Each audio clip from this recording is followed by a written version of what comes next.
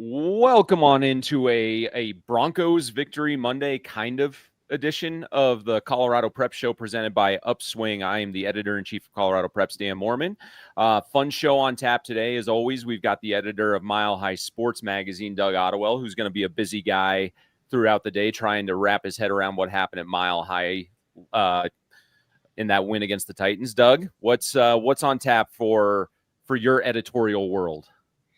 Hey, we're wrapping up the high school football weekend today, doing some other things, getting ready for the next magazine. But yeah, it's always kind of fun. Broncos are one game in and the reactions are off the charts already. So it's a matter of kind of corralling that and putting it into column form. We'll have a few things going up on the website today and throughout the week. So yeah, busy week, but a good week. And then the rotation of Preps minds continues as we reach out to I don't know, Kyle, are we friends, rivals, colleagues, enemies? I don't know what we are, but here you are joining us from the Denver Post, Kyle Newman. Kyle, how are things in the post office post week one shakiness from the Broncos? Going well, guys. Thanks for having me on. Dan, definitely rivals. I guess we could say we're friends too, I was going to say it's better than enemies. Yeah, better than enemies. But guys, appreciate you having me on. It's going great. You guys, high school sports are cool. You make them cooler with this show and just everything you guys do at Colorado Prep. So appreciate you having me on to talk some high school sports. But yeah, Broncos got the win, right? Offense didn't quite live up to the preseason billing, I don't think. Defense did, of course, but going against a rookie quarterback. So I think we just need to maybe hold the hot takes for a minute. It's a good week one win to build on, but yeah, tougher tests ahead. But hey, they got the win in week one, even though the offense obviously wasn't clicking.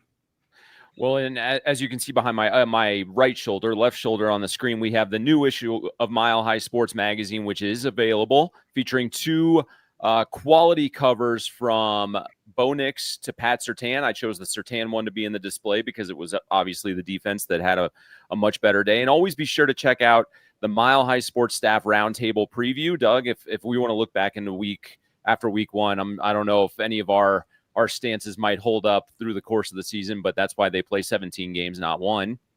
And of course, we have our 18 high school football players on the upswing. Two featured players, Kellen Mershon and Cash Spence, have their teams off to 3-0 starts this year. It's going to be a lot of fun, so be sure to check out the new edition of Mile High Sports Magazine at milehighsports.com/magazine. With that, we move into our trending topics. What's on the upswing in the world of high school sports? And guys, I'm going to lead it off today. After no game in 0 week, no game in week one, last year's 2A state runner-up Wellington finally got on the field, and they scored enough points for 2 weeks worth of football games. They blow by Fort Lupton 68-0. They put together a strong rushing attack, which could be the way to the method in which they kind of find their redemption if another matchup with TCA comes to fruition for the state championship. But that's the one that caught my eye. Wellington, some people have them ranked number one. Some people have them ranked number two in our ColoradoPreps.com football polls. I personally have them at number one just because they return so much. So it'll be fun to see what the Eagles do for the rest of the year. Doug, what's on your upswing? Well, I've got to point everyone's attention over to Mountain Vista quarterback Marquise Reese, who is in charge of the butt whipping administered to number 8 Erie, 48-13 in this week 3 matchup that featured two top 10 teams. But I think the thing that points me toward Reese is the fact that, kind of coming into this season, and we talked about it a little bit on the season preview show, there's a big question mark at Mountain Vista because it's real hard to replace the state's best player. Last year, Austin Magic Man, and I always want to botch his last name, Majeski. You just don't replace a kid like that. But Reese has managed to do that. I mean, he's stepped in as a junior and picked right back up for the Eagles. At the moment, he leads the state in passing yards with 854. He has 13 touchdown passes on the season. And most importantly, he's 3-0 and they've had a pretty tough schedule. So I just got to look at Mountain Vista and say, man, this kid's picked up right where they left off. And, he's on the upswing. Kyle Newman of the Denver Post. We're 3 weeks into the season. We're starting to get a feel for what a lot of these teams are about. What's on your upswing? Yeah, just to follow up real quick on Doug's point. I mean, I was surprised at Mountain Vista's performance so far this year, because not just the quarterback, but they lost so much senior talent from last season. You think, how can these guys replace it? Well, obviously Garrett Looney had some cards in the deck that he wasn't playing last year that stepped up this year. So impressive to see their start. But on my upswing, I'm looking up northwest side of town. That's Arvada West. Second round of the playoffs last year, but they look like they might have the firepower to make an even deeper run this year in the postseason. Avenge the loss to Fairview. They played a tight game, those two last year, but last Friday, Wildcats beat Fairview 44-33 in a shootout. The Wildcats got a new coach in CJ Hanna. He was formerly the boss at Westminster and Denver North, but they're looking like they could, be one of those teams that's in, that top 5, top 10 category. Obviously, at the very, very top, you got Legend, Valor Christian, and Cherry Creek #1. But outside those three big dogs, maybe Arvada West is in that next second grouping along with Mountain Vista and some other teams. Wildcats headlined by running back Adrian Samala, Navy commit, and linebacker Jackson Pyatt, son of the former head coach. Jackson is a Cal commit. So is Arvada West good, or are they just good? We'll find out this Friday. Wildcats host championship caliber Legend. And we'll get into Legend a little bit more later. I mean, some of those boys for the Titans, they're like a lot of these high school kids right now. They're feeling the need for speed. And speaking of speed, the Upswing training facility is a great place to get you some speed. They have an indoor track built for young athletes to push their limits and chase their goals. When we look at some of those high school players that are standing out this year, it's the extra work that they can get at places like Upswing that can be the difference between a 5-yard run and breaking for a 60-yard touchdown. Upswing invests in the drive and talent of young athletes, creating opportunities for them to excel in and out of the gym. Once those training sessions are complete, guys our age, we know all about recovery. We need it more now than we did when we were 17 and 18. You can get that at Upswing as well. It helps young athletes prevent injuries, bounce back faster, and keep progressing toward their dreams. You can learn more at upswingfoundation.org or check out the facility at 7460 South University Boulevard.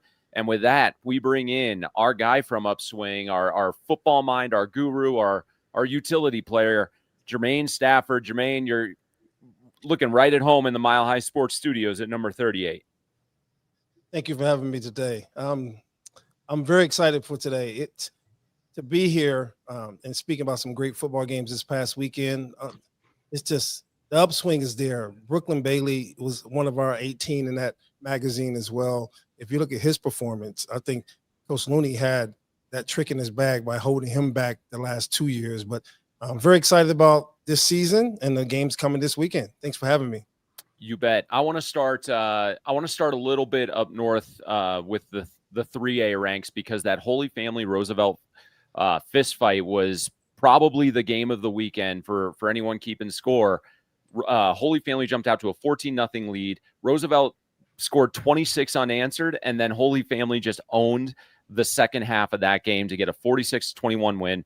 Caden Hopkins threw for 315 yards and 4 touchdowns for the Tigers. Guys, we talked a lot last week about the top 4 of that 3A class in Thompson Valley, Windsor, Pomona, and Meade.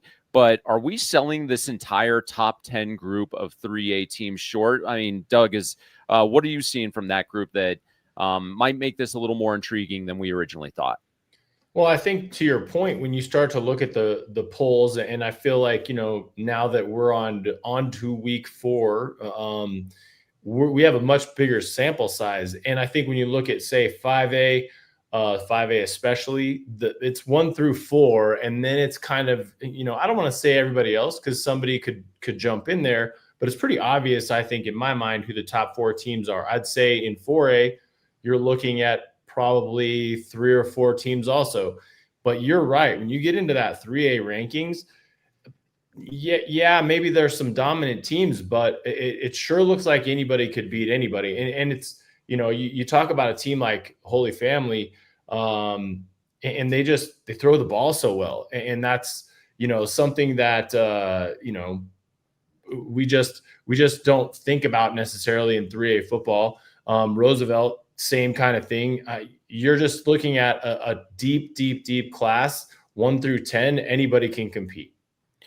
And Kyle, you touched on Arvada West to open up, but Pomona's another Jeffco team, of course, a dominant 5A team for so many years. What do they bring to the table in this 4A landscape that could make this make for a really fun second half of the football season and even playoff push?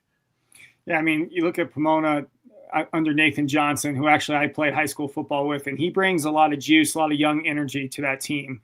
The move to 3A from 5A obviously has reinvigorated this program.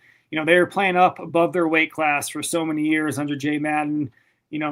Enrollment really dropped off there, and we saw them struggle in 5A. The move to 3A has been great for them. I think they're going to be a championship contender when it's all said and done. Now, I think Thompson Valley, judging by their size I saw at Media Day, is probably still the favorite. Windsor and Meade, can't count them out. We mentioned Holy Family. They won the championship a couple years ago, and they had a really big win this past weekend.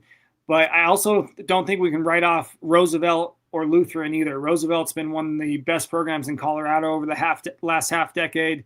Lutheran has been to the big game over the last half decade multiple times. So don't count out those teams. And what I like about the 3A race is, like you said, Dan, it's, there's a lot more parity when you look at 3A. Yes, there's some parity in 4A too. I think it's a little more top heavy, but 3A, I think there's any number of teams, from 1 through 5, 6, 7 that could really be there at the end if they get hot, if they stay healthy. So that's what's more intriguing to me about that 3A ranking, at 3A classification, especially Pomona.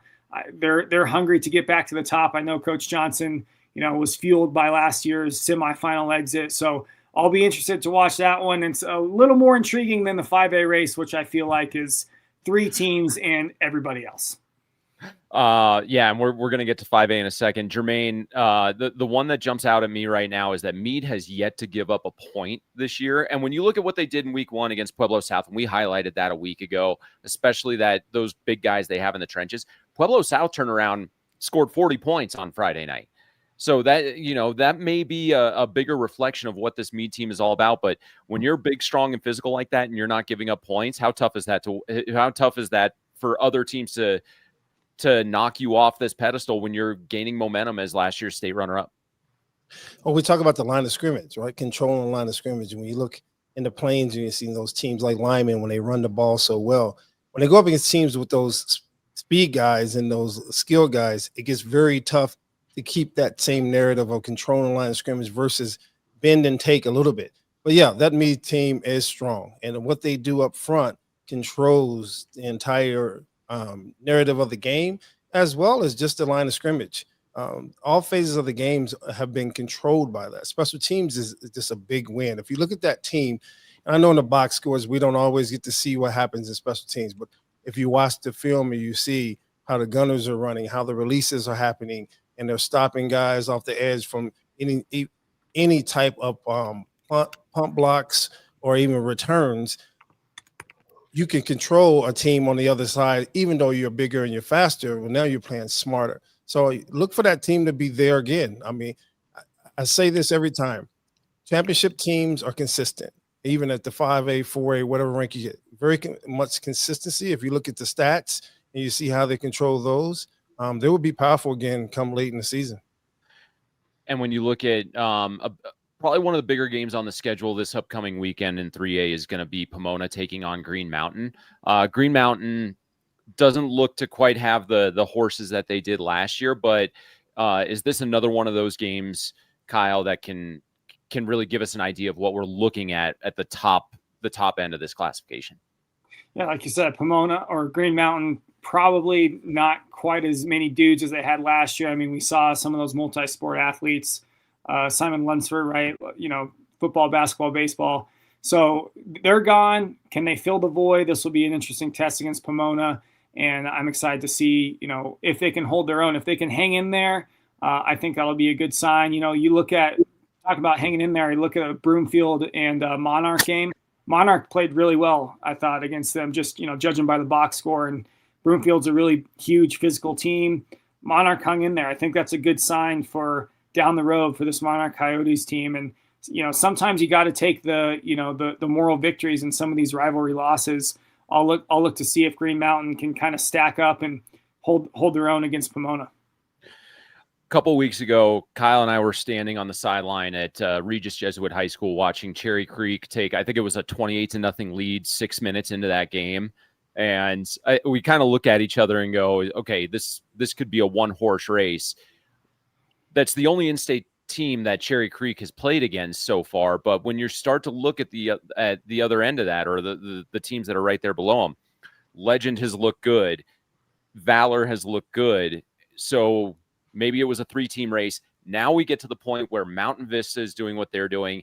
And then we get to Ralston Valley and Arvada West. Guys, I mean, is 5A, we've talked about parity, but is 5A a little bit deeper than maybe we were initially giving it credit for? And who's maybe the most surprising team for you guys in that middle bunching there of the 5A teams? Well, to me, I think there's a real possibility that 5A is 1 and all the rest. I mean, Cherry Creek looks so dominant, and I really, as much as I understand why these programs go out of state, we saw Valor do it this weekend as well. It does make it hard for us as devoted pollsters to really assess, relative wins and losses within the state. That said, I think Cherry Creek has looked so dominant against what I can only imagine to be some pretty formidable out-of-state opponents that I do wonder if it's them and everybody else. Legend looks tremendous. Valor Christian, I think they look extremely good. Although I want to see them play in a rivalry type game to see how that comes out. And then, we just talked about Mountain Vista quite a bit. To me, that team, has an offense that can play with anybody. Now, have they played against a Cherry Creek or a Legend? No. So it's still hard to tell, but they have played against some other teams within that top 10. I think the team that surprises me the most is probably Arvada West. And, Arvada West, Fairview, we did talk about Fairview always having kind of electric offense, but when you look at that game, I mean, it was a pretty slim margin that separated them. So would I say Arvada West is head and shoulders above Fairview? For this week, but could Fairview come back later in the season?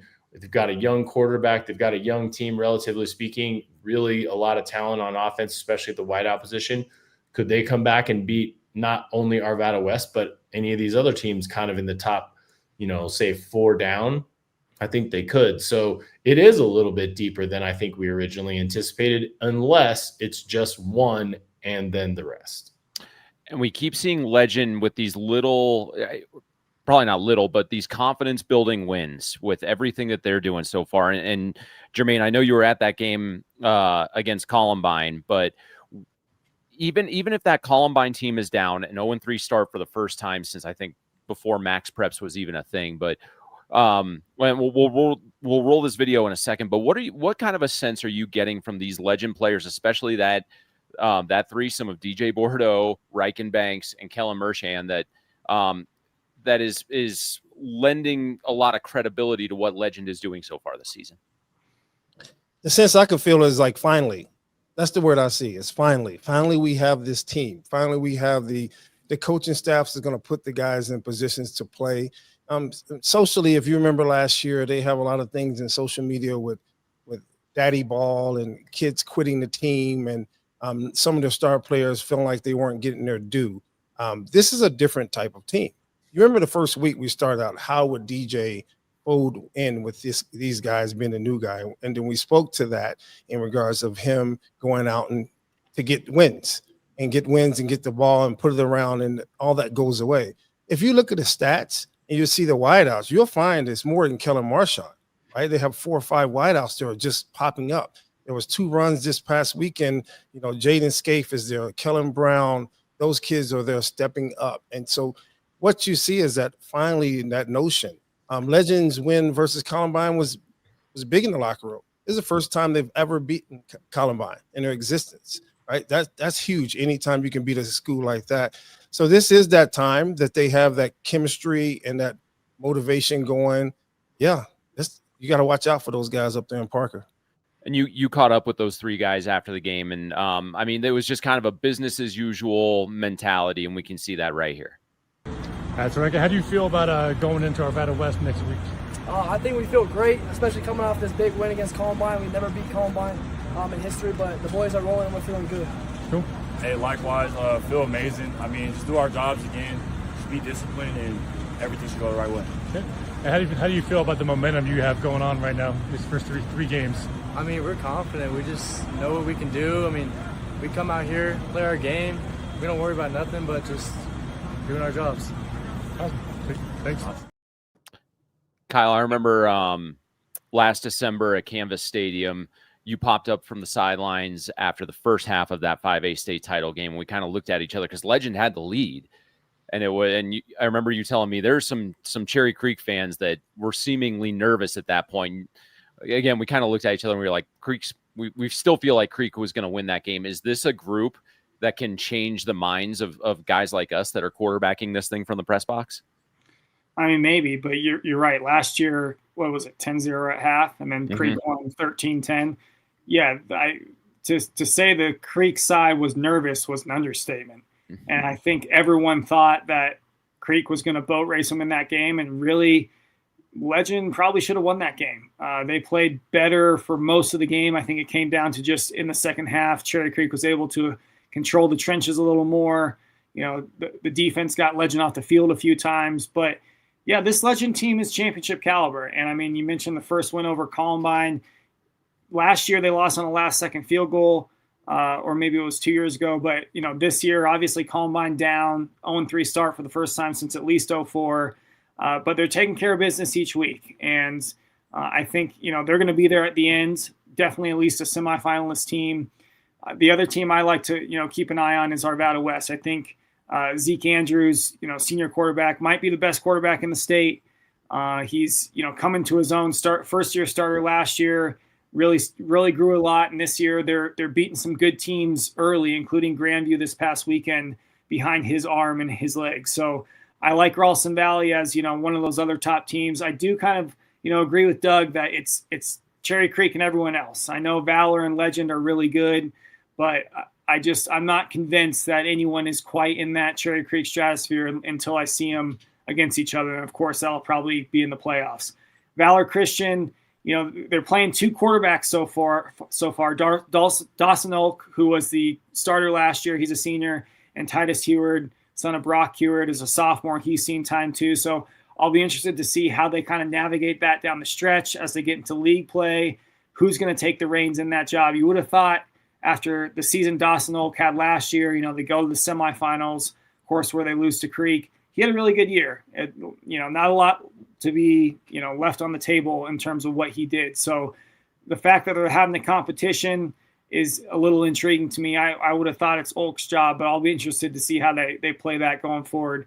Cash Spence might be the best all-around player in the state based off the few times I've seen him play. I mean, wide receiver, safety, punt returner, he can do it all. He's their Booby Miles, and he's going to take them pretty far, I think.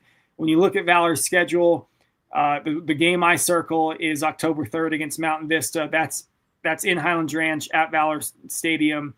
And last year, of course, we remember Valor suffered their worst loss in program history when Mountain Vista just annihilated them.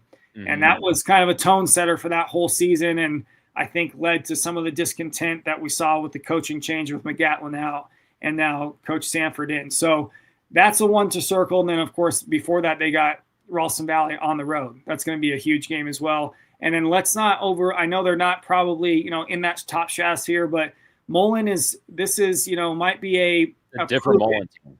Yeah, it's a different Mullen team. And this might be a make or break year for Coach Jeremy Bennett over at Mullen. I mean, they've had a few tough years, you know, not a lot of playoff success. They've got a lot of really good players this year, including a handful of high college recruits, some Division I guys. So can Mullen keep it interesting with Valor? That's going to be one to watch, I think, here in a couple weeks when they play. But to kind of summarize my thoughts, I think it's Cherry Creek and then Valor and Legend, and then that next tier being Arvada West, Ralston Valley, Mountain Vista, Fairview probably. I mean, they've got really good skill players, but it's Cherry Creek's year again until I see otherwise, guys. And hey, Grandview also should be in there. And I want to go back to Valor for just 1 second, because you mentioned the split time at quarterback. Is Mike Sanford going to have to make a decision, or is this going to be maybe almost a hybrid of what we're seeing, or a parallel to what we're seeing in Boulder right now, where, you know, you might be able to put any one of those three quarterbacks into the game and have a little success? But is Mike Sanford eventually going to have to settle on one guy to be that leader and that that captain of the offense for the Eagles?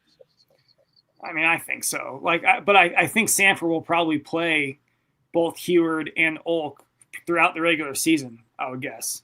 When he gets to the playoffs, though, you know, like Jim Halpert said in the office, you know, like, oh, every company does great with two bosses, right? I mean, no. Like, you got to choose a guy, especially when it comes down to it. When it comes to the playoffs, like, okay, first couple playoff games, Valor should roll. When you get to the quarters, semis, and the championship, you're trying to beat Cherry Creek. I think you need one guy in there running the show, you know, getting to the rhythm of the game and getting your playmakers all involved on the same page. So I'll be interested to see who that is. So do they go with the senior? Do they go with the sophomore with, you know, significant bloodlines? That's to be seen. I think Sanford is kind of just letting it play out based off what I've seen these first few weeks. He doesn't necessarily want to land on a starter quite yet. He wants to see one guy really take hold of the job. I mean, it's been kind of hard to do that when they're blowing teams out so far. And I think Mullen's going to be a decent test, but then Ralston Valley and Mountain Vista, those are going to be our two really big litmus tests to see, all right, who does Sanford go with? Who has the edge in this job?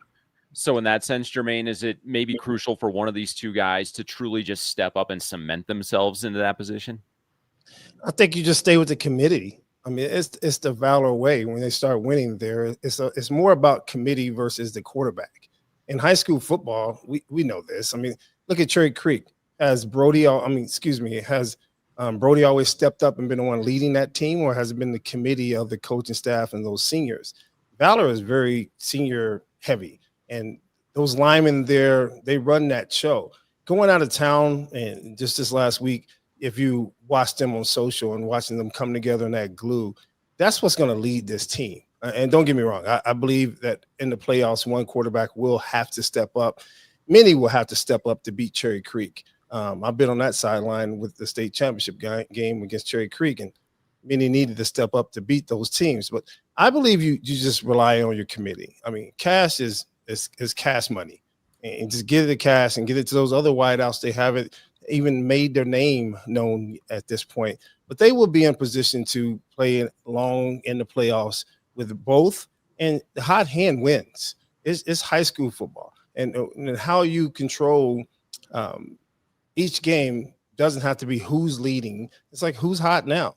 Valor's done it for years. Coach Mack, he has some things going there. I mean, obviously that loss to Mountain Vista was kind of his curtain call there, but they had some good years there where having multiple players with 300 to 400 or 500 yards rushing. And I believe Valor has a great system going on now with the two quarterbacks.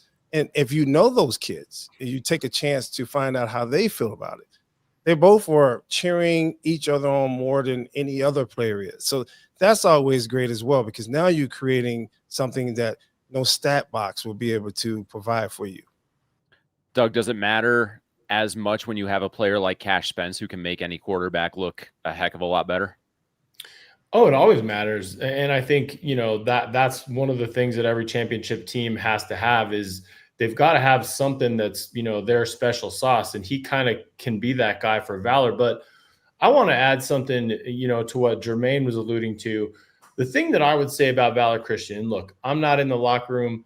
I'm not in the parents' meetings. I'm not in the stands necessarily, but it looks like that team under Coach Sanford is having a lot of fun.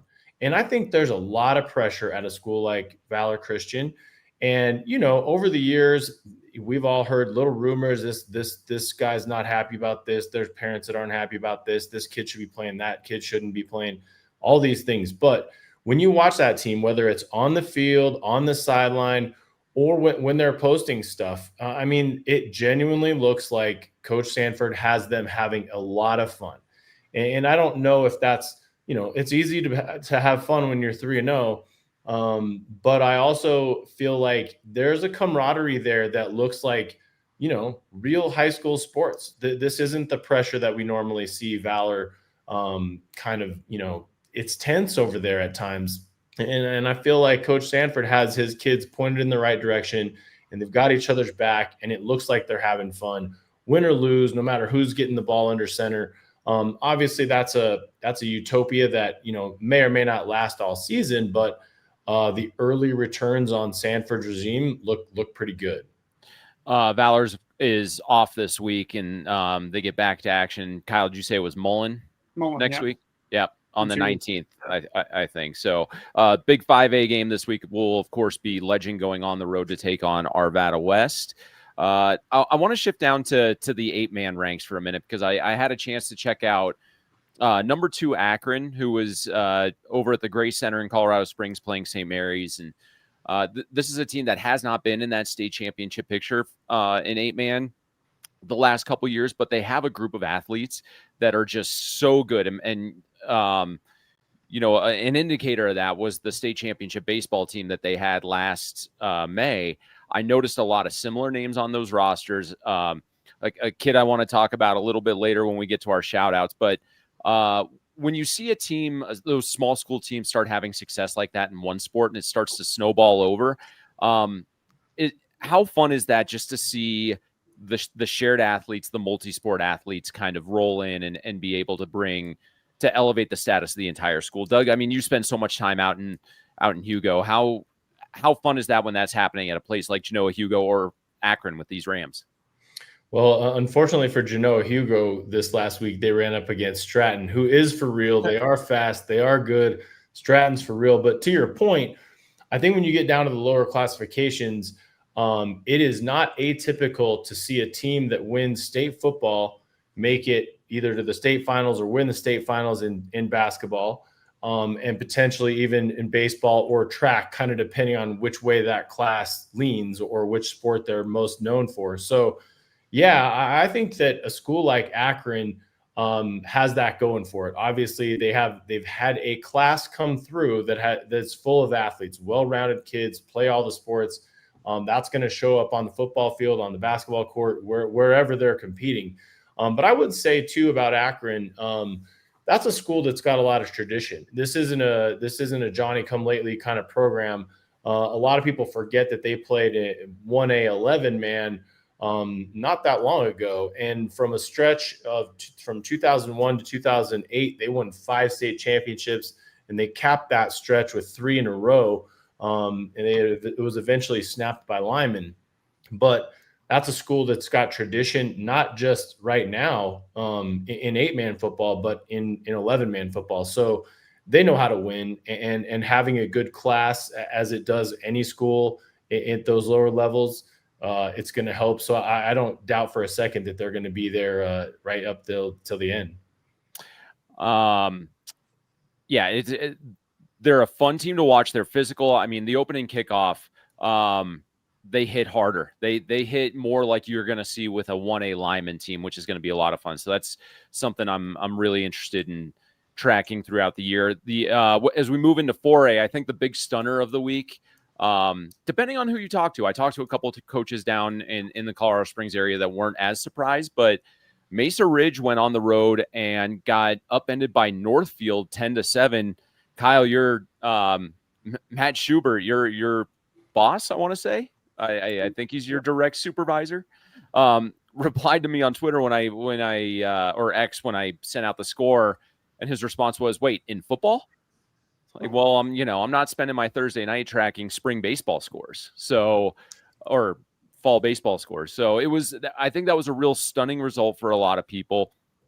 Obviously Bryce Reel is gone from Mesa Ridge. So does that kind of, when you see a team like Mesa Ridge, who's been so competitive the last couple of years, they take a hit. Pueblo West, of course, suffered a loss to Pomona, which may knock them down. So is that top end of 4A kind of solidified with those teams, the ridges of Palmer Ridge, Dakota Ridge, and then Broomfield and Montrose? Yeah, I think so. And I think you throw Vista Ridge in there as well. I think they're going to be there at the end. I don't think we can count out Heritage either. I know they got thumped in the Milk Jug game this past weekend by Arapahoe, but they still got, some Division I players, some college players beyond that. So don't count them out. Yes, Mesa Ridge, they lost a lot. Let's not sugarcoat that. And the loss to Northfield 10-7, that was their lowest scoring output since losing to Broomfield 38-6 in the 4A state quarterfinals in 2023. So about 2 years since they have not scored more than a touchdown, and that's what happened against Northfield. But on the flip side of this, I don't think Northfield's going to be in the championship conversation or anything this year, but we've seen Northfield's come up over the last few years. I mean, they are a DPS school that has exploded in enrollment. They're in the Stapleton neighborhood, Central Park neighborhood, which is, grown a ton of new houses, ton of new families. We've seen them being highly competitive in basketball, highly competitive in track. They're on an athletic come up, not unlike Riverdale Ridge up in Thornton. And I think we got to give some credit to the Nighthawks too, because this won't be the last, big game or big win that we hear from them this year, I believe. Northfield is a team to watch, and they'll be in the playoffs. How deep they can run, that's to be determined. But them and Riverdale Ridge, also in 4A, and they're now 2-0. These two schools they're going to be very formidable in the next couple of years, I believe, in football. We've seen it in other sports. Riverdale Ridge has been competitive. They won the state softball championship. When you get a new school with a ton of enrollment rolling in there and enrollment numbers rising, you're going to have success, especially in burgeoning communities like Central Park, like the area of Thornton that Riverdale Ridge is in. So keep an eye on the Nighthawks and keep an eye on the Ravens. That's a great point, Kyle. I've got a couple nephews that go to Northfield, and to see the growth that's taken place there, not just in the school, but just in the surrounding area. And it's a beautiful facility. They've got good coaches. I would kind of say Northfield is where Legend was, say, 10 years ago. Yep. They're that community that's up and coming. The parents care about sports. They have great feeder programs. I'm with you. I don't know that they're going to be there this year when it comes to the state championships or state semifinals, but it would not surprise me if Northfield is a team that we're talking about on a weekly basis next year and the year after. Well, and one more quick point on that. So the rise of these, schools and their athletic programs comes at a cost to other schools around, right? Like, absolutely. I'm sure up in Thornton, I can't speak as well to that, but Thornton High School and some of these other places, like, dang, like, we might be losing some kids, both by just the enrollment boundary and then maybe open enrollment as well. I know firsthand here in Parker how it's changed the dynamic. And believe me, I'm a North Glen High School graduate. I know exactly what it's like. We started to go down when Horizons showed up, then Legacy, then Mountain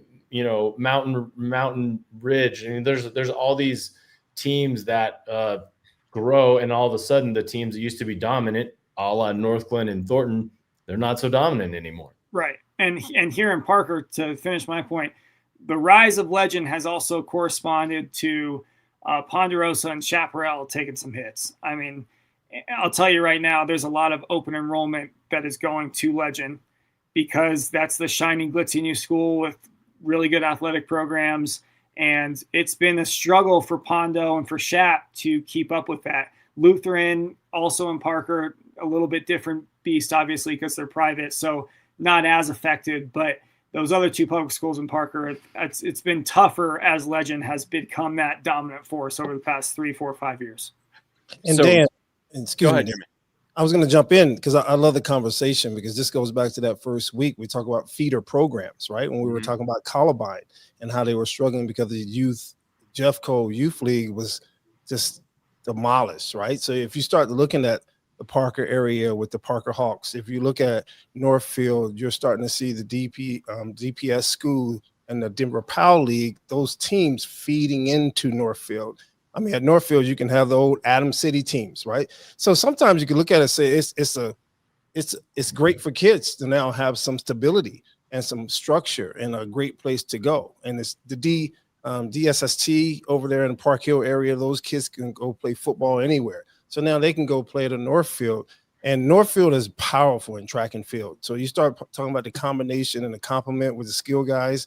Northfield is something to really worry about over the next, when I say worry, competitors worry about in the next couple of years. But yeah, the feeder programs, the youth programs are definitely the future to a lot of these high schools when they're in the upcoming. And that actually kind of segues into continue talk about I mean, Kyle, you mentioned Ponderosa. They got a good rebound win against Rampart after just getting boat raced by Palmer Ridge a couple weeks ago. Guys, Palmer Ridge is looking more and more like the kind of team that rattled off a few like 3 straight 3A championships. I got to see them against Doherty on Thursday night. Was able to grab snag a couple of clips, and guys, they're big, they're athletic, and I mean they can almost score at will. I mean, this was just simple out route, one cut, and you're in the end zone. We get another big touchdown run here in a second, but that top end of 4A, we've talked so much about Broomfield and Montrose in recent weeks. Are we counting out the Ridges in Dakota Ridge, and obviously with what we're seeing right here in Palmer Ridge? So, I mean, in our Denver Post rankings, we got Dakota Ridge #1. So we're pretty high on them. But I do think, to your point, Dan, there might be a little too much hype, or maybe not too much hype, deserved hype on Dakota Ridge and Broomfield, and maybe not enough attention on Palmer Ridge. Now, Montrose from the Western Slope, I think they're going to be there at the end. They show up to the field, say, hey, we're going to be tougher than you. Most times they are. And, we saw them in the championship game last year go toe-to-toe with Broomfield, and a game Montrose probably should have won, right? And they returned 5,000 rushing yards from last year. Yes, yeah. So they are going to be there at the end. Palmer Ridge, I think to your point, they are looking like that team that was, a 3A juggernaut, moved up to 4A, some adjustment period there, but they've got the guys up front. They've got some skill guys. They are going to be a team to contend with at the end of these playoffs. And I see semifinals, possibly championship, based off what I've seen these first, few weeks. To your point about Ponderosa, talking with Coach Jaron Cohen down here, yeah, a growth year for these Mustangs, but I would expect to see them in the playoffs and try and build, for next year and the year after that is what their goal is. Doug, 2 years ago, we saw a good Palmer Ridge team get beat by Blake Barnett and the Erie Tigers up in Fort Collins. Do you think they've kind of learned the lessons, and how much growth do you think we might see from the Palmer Ridge team that we saw then to what they can be this year? Oh, sure. I mean, I think those kind of losses teach programs a lot. So I do expect them to be right there, call them semifinals. And I think, when we were talking earlier about the top heavy nature of each classification, I think 4A is very interesting because you do have Broomfield and Montrose as kind of the obvious ones. Went toe-to-toe in the title game last year. Broomfield is huge. They have a huge line that we saw their freshmen get off and run all over the place in week 1. But, last week we were talking about Matthew Merlett, also one of the upswing athletes we just featured. He rebounded nicely and had, 2 throwing touchdowns and a rushing touchdown of his own against a good Monarch team. So, they're probably right there again, and they're well-rounded. They're not just a running team. But when you start talking about those top 4 teams, I think we need to see them play each other, and we may not see that until the playoffs. So I think it's going to be a very intriguing class to kind of keep an eye on, because all those teams look really good, and Palmer Ridge is right there with them. And then, of course, there's Landon Callisback, the big bruising linebacker D end from Dakota Ridge. Probably a big reason why, Kyle, you guys have them ranked at #1. Jermaine, that's a kid you got to see up close and personal when we did our magazine work featuring him. Like, is that the kind of difference maker on that side of the ball that can be the difference between a Palmer Ridge and Dakota Ridge semifinal or championship game win? I think Kyle alluded to it. Is like, who's tougher, and at that time of the year, when you have that muscle mass that can carry throughout the season, when you have that speed, and you're still continuing to work on your speed throughout the season. As a performance coach, I tell athletes, this daily, you can't hold on to what you put in the barn in June it comes to November. So when you have the bruiser like they have there, that is going to carry on into the playoffs and be dominant when the time is there. That young man, I mean, when he walked past me, I felt like Kevin Hart for a second there. I mean, I'm not that tall either, but I truly felt like Kevin Hart. But he is he's a hard worker, you could tell, but the nutritional side of things. I mean, look at it. I mean, upswing, we see a lot of different athletes. I was at a golf tournament in Colorado Section Juniors this past weekend over at Todd Creek. And just watching those young men play golf for 18 holes, and it wasn't hot, but their nutrition level was a little low compared to what it should be. So when you're talking about youth and high school athletes, who's doing the right things is going to be that X factor at the end of the year. You can tell that he was snacking during that photo shoot in the right way. So those type of players are the ones going to be the X factors come to playoffs. We're gonna shift to back to 3A a little bit, because guys, in Southern Colorado, it's always a big deal when these games come up. Always the Bell game and the Cannon game. This week's Cannon game featuring Pueblo South against Pueblo East is going to be an interesting matchup, mainly because you're still 2 years off of 3 years off of the fist fight that happened in the first quarter of that game. I don't know if any of you guys remember this or saw the clips, but East is up 28-0. I think it was in the first quarter. Fist fight breaks out, late hit, all that. East wins the Cannon because they were up 28-0. South wins it the next year. East claimed it back last year, so it's been trading hands every other year. We're seeing Pueblo South come off a big win over Falcon, who was undefeated at the time, and Pueblo East lost at home to Discovery Canyon. I believe that was on Thursday night.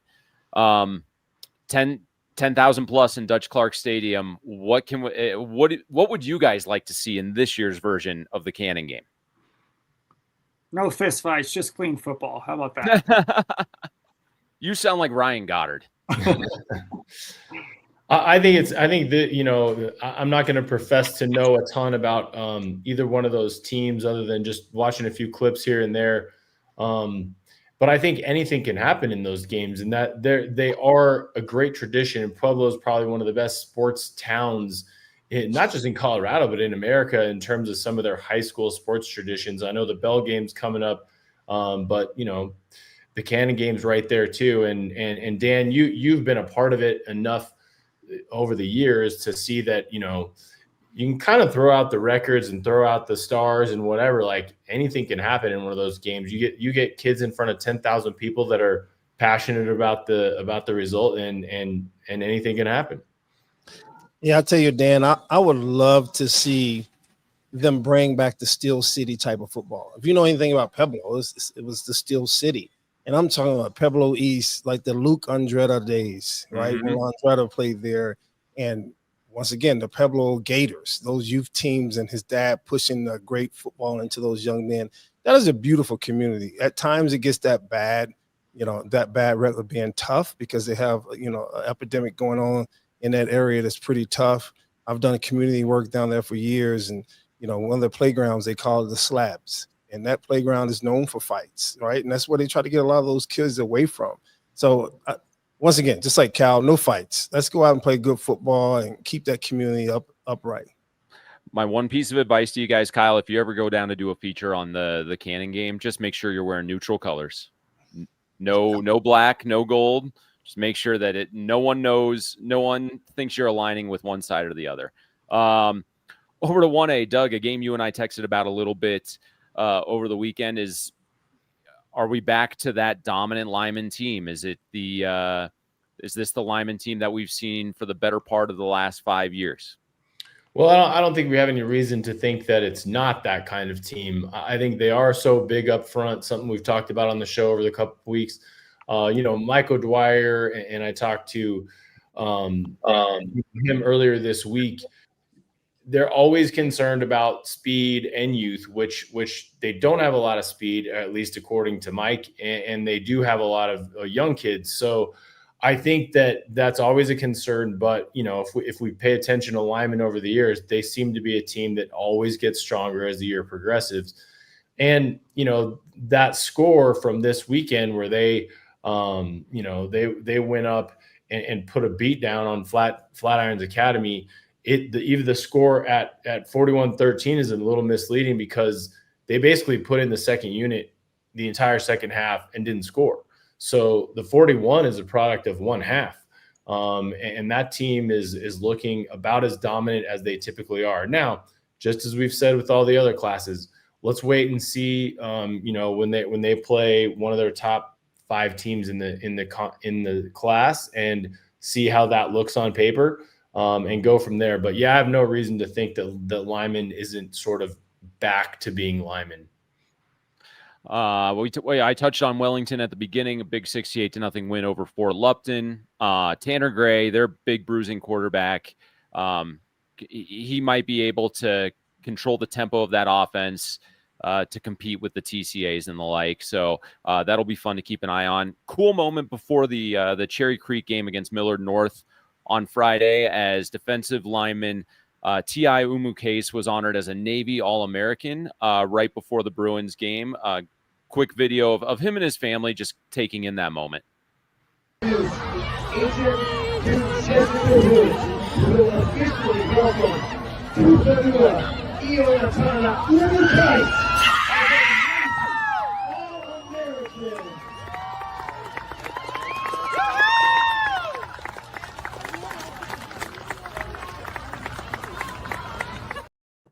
And I saw, I don't know which one of you guys put in the agenda some of these other names, but I was trying to think back to recent defensive linemen that have really just stood out in terms of Colorado and where T.I. might fall into that category. Mike Purcell, Morgan Fox.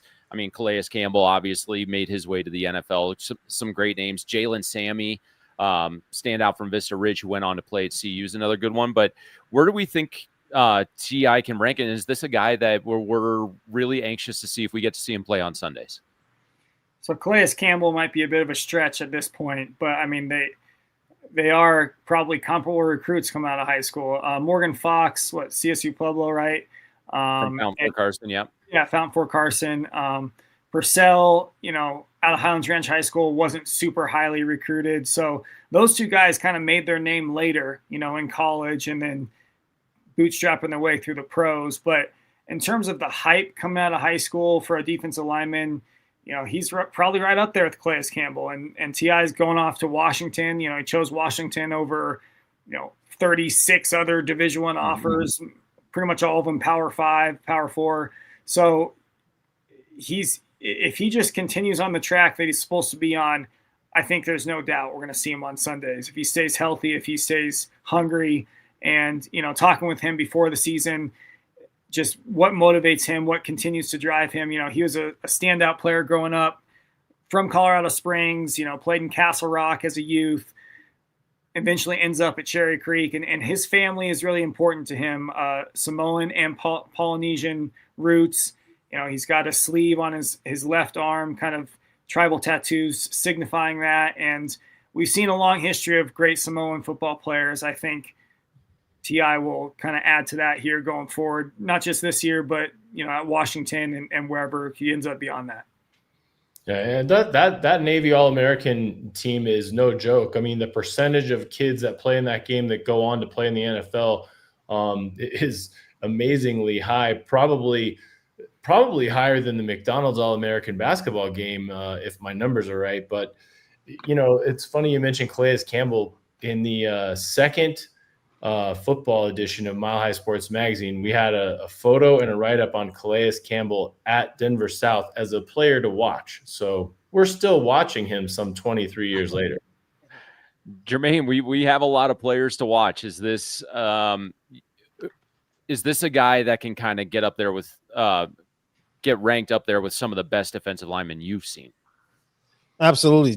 He's walked through our upswing facility. He's been there. He's another big one. But what Kyle alluded to is very powerful. The culture of that young man and his family, it means a lot. So regardless of comparison, which we all know is that thief of happiness, we've had some great D linemen come through Colorado. But right there on that same field, you think about what Cherry Creek puts out every year with D linemen. I mean, I watched in a state championship game, Arden Walker, right? Watching Walker, just manhandle different, athletes. They took Fitzgerald, who was an offensive lineman and went to Florida State, put him at D lineman. So they have some great chemistry or some great coaches over there at Cherry Creek when it comes to D line. But this young man will make his way. And we've had a couple over the last couple of years. You watch, college as well as in NFL, where the hair is swinging just like, any Polynesian player. That hair swinging out of the back of that helmet means he's going to be around for a long time. So I believe he's on his way. Washington's a great choice. A lot of teams have to watch out for him in Colorado coming up in the playoffs. I'm excited to watch him versus hopefully, or maybe we see them come up against each other, the Valor line. That's a great line as well to see those two bang. Cherry Creek again facing another out-of-state opponent in Skyridge this week. That one will be at home. And then as the Bruins look to improve to 4-0 on the year, couple quick notes I want to make to some teams who ended some winless streaks. Widefield and Sierra, both Colorado Springs area teams, pick up their first wins over the weekend since 2023. You like seeing programs make that turnaround. So good on the Gladiators and the Stallions. The Gladiators under a new head coach and Brian Winkleman. Just a good dude who genuinely wants to raise up the profile of that program. So good to see that. Hopefully that's trending the right way for him.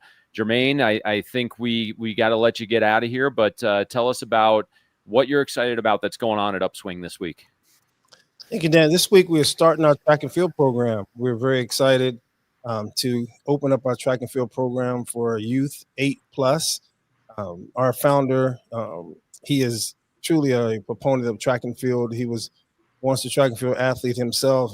He speaks how slow he was, but he met some great coaches and some great adults in his life that went on to help him and mentor. So we're starting that track program this week. It's going to be a great one, just teaching the world of track and field movement, obviously jumps, sprints, field events. So we're very excited. 10+, you can go to our website, upswingfoundation.org, and log in, and we'll be happy to get you on that team. We're going to compete. We have a couple out-of-state track meets, Virginia Beach. We're going to go to Arkansas Invitational. I see you guys talking a lot about cross country, so we have our distance as well. We have some 9-watt guys that are going to come and volunteer a little bit and help coach the distance area. And, if we're speaking anything about cross country, say 9-watt, people come running. So I will take over the sprints and have that side of things going. So, yeah, come out and check us out. We're excited for that to start this week. And, Jermaine, we're excited to talk to you about what happens with Legend in Arvada West this weekend. Sounds good, guys. Thanks for having me. Thanks, Jermaine. Before we transition into everyone, I want to highlight one of our great partners at Colorado Preps at Gordon Insurance, an independent agency that keeps the customer in mind. Gordon Insurance offers a wide variety of insurance products, including home, auto, business, workman's comp, farm, and ranch. They have offices throughout the Eastern Plains and can be found in Lyman, Sterling, Kit Carson, Calhoun, and Flagler. Tim Anderson is a dedicated professional who also moonlights as the play-by-play voice of the Lyman Badgers on the NFHS network. To learn more about Tim and his team, and to learn more about how Tim and his team can fulfill your insurance needs, visit GordonINS.com. Jermaine mentioned a little bit that we're going to talk a little bit of cross country. We have some other topics that I want to kind of speed through because we have a big administrative policy shift potentially coming in the next week. But up on ColoradoPreps.com, Bobby Reyes has a great recap of the Cherry Creek invite over the weekend with Emery Schwalm again flirted with the 17-minute mark. She has the fastest 2 times in the state this year. Guys, the Liberty Bell is one of the biggest cross-country meets in the state. I think it was Parker Wolf a couple years ago who set, God, I can't remember if it was a state, maybe a national record at the Liberty Bell, but I was looking through the field this year, and we're not seeing the likes of a Niwot or a Cherry Creek or a Mountain Vista running it. So when you see a girl like Emery Schwalm, who is looking to take down an Addison Ritzenhein in November, Kyle, why wouldn't you want to see what you're made of against a runner like that at this point of the year? Or if you're Addison, why would Niwot want to go see how they're going to measure up? I mean, the Liberty Bell is like one of the cross country meets, right, in Colorado. Mm-hmm. And if you are a cross country fan, aside from the state meet, that's one of the meets you want to go to. You talk to runners going into the meet or at the meet, and Liberty Bell performance there is a huge, not only confidence boost, but a litmus test, right? So if you're Niwot, are we still the top dogs? Let's go see at the Liberty Bell. If you're another runner or a program that's looking to prove yourself and say, where you're at going down into the stretch of the season, into the postseason regionals, the state meet down in Colorado Springs, that is the meet to go and measure yourself at. So I would encourage it, anyone and everyone who can go to that meet should, because that's the meet. There's some other ones too, but that is one of the meets where, you're really going to get a good measuring stick for programs and for individuals each year. Doug, is there a reason why? Do you think it better prepares you for a meet like the state meet to put yourself against the best runners that you would see at that same at the state venue? Sure. I mean, I think anytime that you have a meet that involves the best of the best, and when you're throwing the name Ritzenheim into any meet, that's going to provide a measuring stick. But I think it also might teach, and it's a sport that probably involves more strategy than most people know. I think it probably teaches those runners how they're going to have to pace themselves in order to beat somebody like Ritzenheim. That's just one of the benefits of seeing them head to head versus just looking at time. You can see when they're pushing, you can see when they're pacing, all those things that kind of go into a cross country meet, and especially a good cross country program. I think it's got to be beneficial for all those programs to sort of get a good look at one another. We're going to move through pretty quickly. Our football talk has taken up the bulk of the time again, but volleyball, I got to see a little bit the first big tournament where you're going to see a lot of teams that you'd expect to see at the Denver Coliseum under the roof at Lewis Palmer High School. Pueblo West, Platte Valley, Windsor, and the likes were all under one roof, and it was actually Montrose and the Redhawks getting the win. They improved to 6-0 on the season behind strong play from Maggie Legg and Lily Nelson. And that's going to be a team to watch as we get through this. Softball, it's the only sport so far with selection and seeding index numbers that are coming out. And Kyle, I just want to ask you this one real quick. Of course, Broomfield, Palmer Ridge, and Eaton are the top teams across the classifications. But do you like seeing these numbers this early? Is there a benefit to seeing the selection and seeding index numbers this early? I think it's a little early. I mean, I understand if they're going to put them out on Chasta's end, but I'd like to wait until at least late September to start seeing these numbers. Now, that being said, I can tell you, especially in 3A, Eaton's going to be the team to beat once again. Emma Anderson, their catcher, is one of the top catching prospects in the country. She plays for the Corona Angels, so when she's not dominating for the Eaton Red, she's traveling to California back and forth all the time to practice, to play tournaments. She is, she was one of my favorite players to watch at the state tournament last year. And another reason that Eaton softball, just like Eaton baseball, they've got the Diamond Sports on lock up there in Greeley. So up there in Eaton, should I say. So I'm excited to watch that team down the stretch. But to answer your question, I'm not paying any attention to those seeding index numbers at this point in the season. I mean, Doug, would you rather see something like maybe just the RPI metric, just to kind of give you a gauge of whether or not, just to see how the teams are performing from that perspective, and then you can start getting into the selection and seeding index argument, maybe at the beginning of October? Well, I think it's kind of doesn't matter what a guy like me or you or Kyle thinks. It's probably how do those numbers that are starting to come out now impact a coach or a team or a kid or parents? I think that's really where the issue is, because the later you go, the more accurate those numbers are going to be, at least in theory.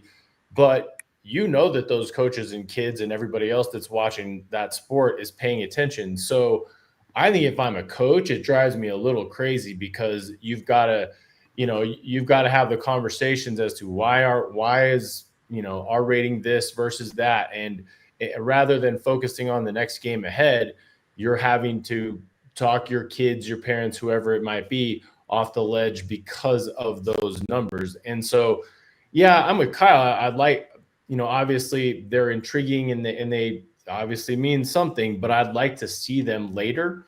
Because I'm sure as a coach, it'd be a real pain to have to deal with that when it really doesn't have anything to do with your next game. And what I always find interesting about the sports that have 19, 23 games in a regular season is you will see a major flux between now when they come out and the week before state tournament brackets are released. When we start getting into football, and I'm not sure when those numbers will start getting released for football, is there a little more validity in that when you're only seeing them once a week? Maybe, and I say that from the standpoint of, hey, we're putting together polls every week where we're voting, which is equally, nonsense in terms of if you're a coach. I mean, where Colorado Preps has your team rated probably provides a little bit of bulletin board. It doesn't necessarily mean it changes how you're going to coach against this opponent or that opponent, or where you're going to wind up in the postseason when it really matters. So, I say that with a grain of salt. I mean, these lists and rankings and indexing or whatever, they're a lot of fun to talk about mid-season, but at the end of the day, they don't mean that much until you get into a playoff bracket. It'll be interesting to see. I'm very curious to see if those three teams hold up and acquire that number one seed come state tournament time. Of course, you're gonna have to battle through softball regionals as well. So it's always going to be an interesting process to play out. But Kyle, one of the big reasons that I asked you to be on the show this week is we have a special session of the Legislative Council coming next Tuesday on the 16th, where there will be a vote on what's called ADM3, which is going to be a classification multiplier for what the state deems non-public schools. We'll just come out and say that they're private schools. There's been a swell of opposition. I'm working on a piece where I've talked to at length with a private school or two, trying to, gather as much information as I can about this. But you cover high school sports to about the same extent that I do. I want to know your thoughts from the observational standpoint. Like, what kind of an impact do you think ADM3 is going to have? Honestly, if it passes. Yeah. Well, first of all, I do think it'll pass. That's just my gut. It's not, I haven't taken polls or anything like that, but I think it will pass. Now, there was a previous version of this proposal, right, Dan, that was going to be voted on the Legislative Council back in April, I believe, but they tabled it to now this special vote because the previous version included charter schools and the definition was more broad. They've kind of honed it in now to basically just private schools. I honestly don't have an issue with it because I think you look across the board and the most prominent private school programs, teams are, most of them are already playing up. Valor Christian's a great example. I don't have their enrollment off the top of my head, but I know they wouldn't be under 1,200. Yeah, they wouldn't be 5A and everything. They'd be 3A in football, just to add some context. So 3A in football, they're playing 5A. They'd be 4A in basketball, they're playing 6A. So these best programs are already moved up. Now, Mullen, you look at Mullen, they're playing obviously 5A in football, but they based off their enrollment, they could play 3A, 4A. Right there. Yeah. Basketball, they've just recently moved down this past year to 5A. Girls obviously won the championship.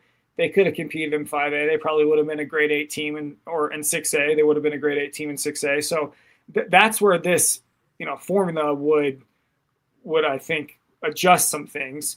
It would probably bump up Mullen to 6A. Although, would it though? Because they're already playing above. They would be 4A in basketball based off their current enrollment, and with the multiplier, they'd be 5A, which they're already playing. So So with the 3-year average, and what the 1.5 multiplier is going to be on a 3-year average of enrollment, right? So there was a list that was released last spring when this first version came out that had what the impacted multiplier number would be. And if those numbers stay true, Mullen's enrollment right now is the 3-year average is listed at 738. So they'd be at about 1,100. So they would still pretty much be, I think, in that 5A basketball range. Right. So they could move up to 6A, but it wouldn't really affect any of their sports as they have them because they're already playing up. Now, Dan, you and I talked, where it would affect programs is probably looking at schools like Holy Family, like Lutheran, traditional private schools who have pretty good athletic programs that play in those lower classifications. They might get bumped up. I haven't done the math in front of me, but that's where it would affect. Now, and I also sense some of the pushback from some of these private schools. I do understand it because, let's take Denver Christian, for example. Based off the multiplier, if they got bumped up, would that really be fair? I mean, they're not a juggernaut across the board. Yes, they've had some good baseball teams in the past, et cetera. But does their football team deserve to get bumped up from what are they, 2A, right, to 3A based off a multiplier? If that would be the case, probably not. They've struggled where they're at. So I understand the hesitation on some of those things, but on the other half of the coin, as the proposal mentions, this is to try and add some levelness to the field because let's be honest, private schools have an advantage in attracting talent, and there is open enrollment for public schools. So let's not say that public schools can't get pretty much whoever they want. I know there's certain, Cherry Creek School District, Cherry Creek High School specifically, I've been told you have to live in district. There's no open enrollment, but most public schools are benefiting from open enrollment, and most public programs are benefiting from that. But that's as an 8th grader. So you go forward into that. I think private schools have an advantage when you're talking, this is my opinion, transfers, getting kids approved because it's a private school. I think there's an inherent athletic advantage that some schools have obviously leveraged. I'm not blaming Valor or Lutheran for doing so. I think it's within their right, but there is an advantage, I believe, to some of these schools and the athletic programs they built. Not to mention more money that's in that school for the facilities are better. They can often pay their coaches more, as we've seen in the Valor football job, et cetera. So that's just kind of my 2 cents. I think it will pass, Dan. Doug, your dad is a former CHSA commissioner. Has this been a battle that's been going on longer than, the last few months since this proposal has actually come to light? Oh, sure. I mean, the public versus private, discussion, argument, debate, whatever you want to call it, is as old as time, especially here in Colorado. If you look at a state like Texas, the UIL is designed for public schools. There's also a private school championship that's not part of that. They're 2 separate things. But the reality is that's because there are so many schools in Texas, they can afford to do that. They can split their public and private efforts. So you're dealing with apples to apples on one side and oranges to oranges on the other. In Colorado, the reality is there's just not enough schools to make 2 clean divisions. I think this proposal is a good compromise to kind of address the concerns that, to Kyle's point, there are some advantages, even in an open enrollment state, to being a private school. And I think what it really boils down to, and Dan, you and I talked about this earlier in the week, and as I know you've been working on this report, I think what it really boils down to is if a school has its sights set on being good athletically, they're probably already playing up. They're probably already making a big emphasis on whether it's one sport or all sports. I mean, Valor's a great example. People love to harp on Valor, but the reality is that they're playing at the highest level and they don't have to. That's because that school, if they want to be the best, they want to beat the best. So I think that there's arguments across every school and every classification, but I really do think at the end of the day, the schools that really, really want to compete and really want to perform, they're probably not going to be as affected as the ones that maybe don't put as big of an emphasis on it. To Kyle's point, Denver Christian's a good example. Maybe they just, athletics aren't at the forefront at DC like they are at another school. And that's okay too. I think you could go across public schools across the state and say the exact same thing. So I think at the end of the day, it'll all even out. As with any change, I'm sure that there's going to be some tweaks and some obvious problems, inequities, whatever you want to call it, once you see the results after a season or 2 seasons, maybe a school year or 2. So that'll be interesting, but I do think that this is a fairly good compromise to kind of address that public-private issue that's been around forever. And I think ultimately the bigger elephant in the room is that the classification process in Colorado probably needs a little bit of progressive mindset, a little bit of an overhaul, and this might just be the first step in that. I know, Kyle, you mentioned the original proposal of ADM3 had charters. That was taken out because I think there was a much bigger backlash towards that, because you have charter schools who they're unlike your, I hate to throw anyone under the bus, but they're not like your TCAs. They're taking in a lot more kids, so that enrollment number is going to get hit a little bit harder, and they're already not competitive in the classification that they're in. That was the reason that there was a lot of backlash when it comes to the charter schools. Data released from CHSAA that went to the schools. One of the things that I found interesting is that public schools make up about roughly 70% of the membership of CHSAA, and private schools make up 10%. I went through, and this is an unscientific process, but I went through and looked at how many schools approximately would be impacted from the basketball classification standpoint. So if we added the multiplier to the list of private schools, how many of those programs would be impacted for basketball classification? Because I think that has the narrowest gap, because there are 6 classifications and not everyone has football. So that was kind of how I went about this, and it was about half of the private schools. So if you're taking 10% of your membership, half of those schools getting impacted, you're looking at about 5% of the membership that could see what I think a lot of people are saying would be a negative impact to them. So I think, I don't know if it's that big enough of an issue that would curtail this vote. And I mean, as it stands today, Kyle, I don't know. I still have a little bit of information I've got to track down, but I would lean with you that my sense is that this is going to pass. But there's nothing really that I would base that on that I'd be safe enough to plant a flag into that. But ultimately, back to my original point, can this be a good first step when looking at maybe a more comprehensive way of classifying schools so that you are getting the best competitive grouping across every classification?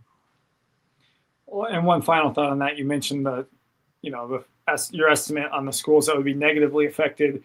We've already said, the most prominent and biggest private schools are playing up. So I guess, to play devil's advocate, do you need that if most of them are playing up anyway? Is this really aimed at the middle level, 2A, 3A, 4A programs like a Holy Family or Lutheran to try and bump them up, in sports? And then to follow that up, would Lutheran be competitive in 4A football if they had to move up?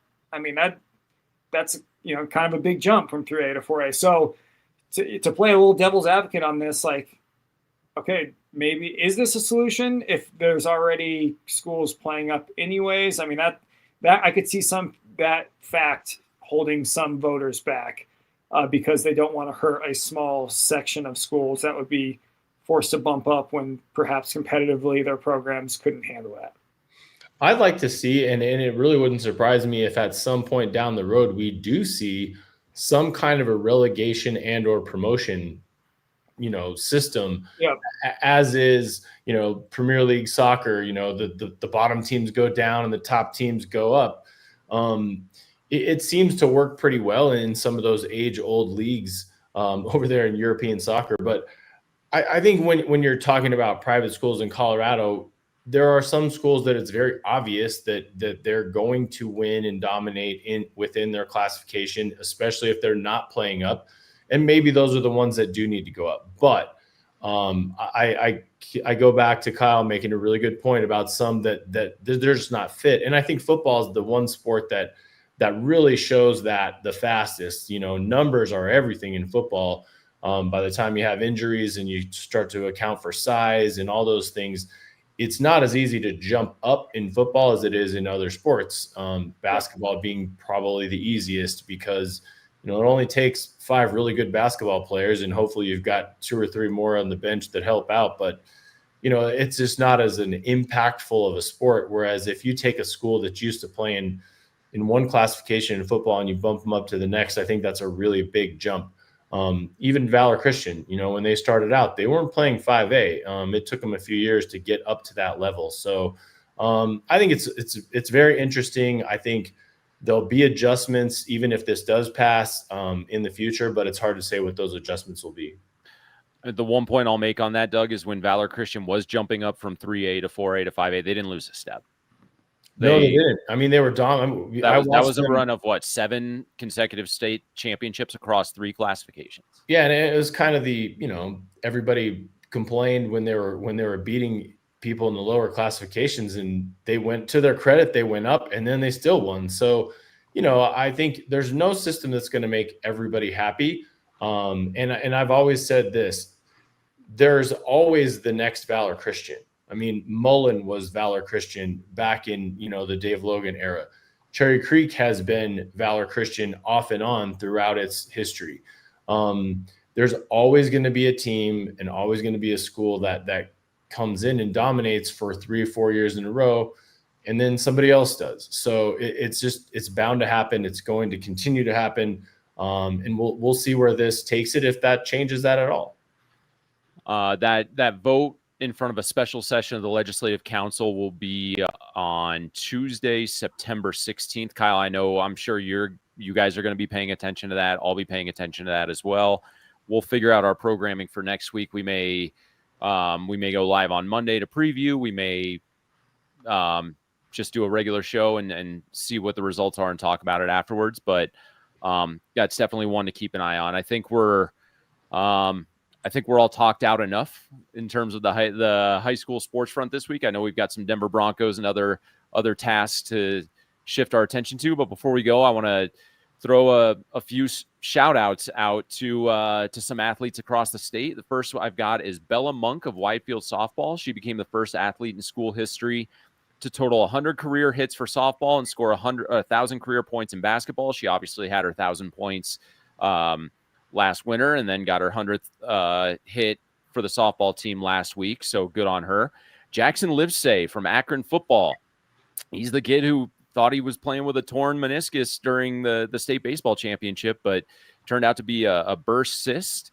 He rushed for 134 yards and scored his first 4 touchdowns of the year as the Rams rolled to a big win over St. Mary's on Friday. Of course, they're sitting at number 2 in our 8-man football poll. Doug, I'm sorry. I think I was going to let you shout out that one, but just trying right. to it's worthy of a shout out. And just as a side note, I love Akron's uniforms. Always have great uniforms. Oh, they're good. They're clean. And then Parker Shaw, Kyle, as we get closer to boys golf state championship season, keep your eye on Pueblo West. Parker Shaw, he's played 4 full rounds of golf this year, and he has 4 tournament wins. So the only round he wasn't leading in was the Doherty invite, which got called off for rain and lightning, and it was his younger brother who was 1 shot better than him through 7 holes, and I'm pretty sure Parker would have run him down at Flying Horse. So what are we keeping our eyes out with in terms of the high school landscape this week at the Denver Post, Kyle?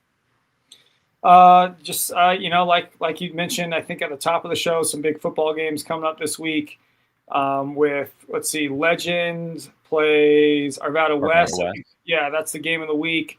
I like Ralston Valley at Mullen. That's another good game to watch. And then Mountain Vista, Cherokee Trail. I know Cherokee Trail had a nice win over Tea Ridge.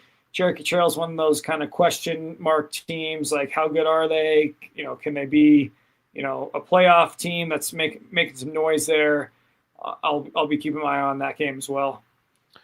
And then, of course, Ponderosa will take on Roosevelt. That'll be a good battle between 2 teams that are sitting at 1-1. We'll see how Roosevelt responds to that loss to Holy Family. Cannon game down in Pueblo this weekend should be a fun one. Doug, what can we look forward to in the world of Mile High Sports editorial? Well, I think it's, at this time of year, it's always all Broncos all the time. I think this next week we'll have a full load of Broncos content, both on the site and both social platforms. So, that's where a lot of the Mile High Sports staff will be devoted to. But I personally am most interested in that Legend Arvada West game. I think that's going to tell us a lot about both teams. As we talked about right at the top, there could be a pretty big division from the 1 through 4 to 5 through 10. And I think Arvada West has a great opportunity to sort of dispel that myth this week. All right. We'll keep our eye on that one. We'll get back to the gyms. We'll get back to the fields. For my buddy Kyle Newman at the Denver Post, for Mile High Sports Magazine editor-in-chief Doug Ottewell, I'm Dan Moorman. We'll be back right here next week.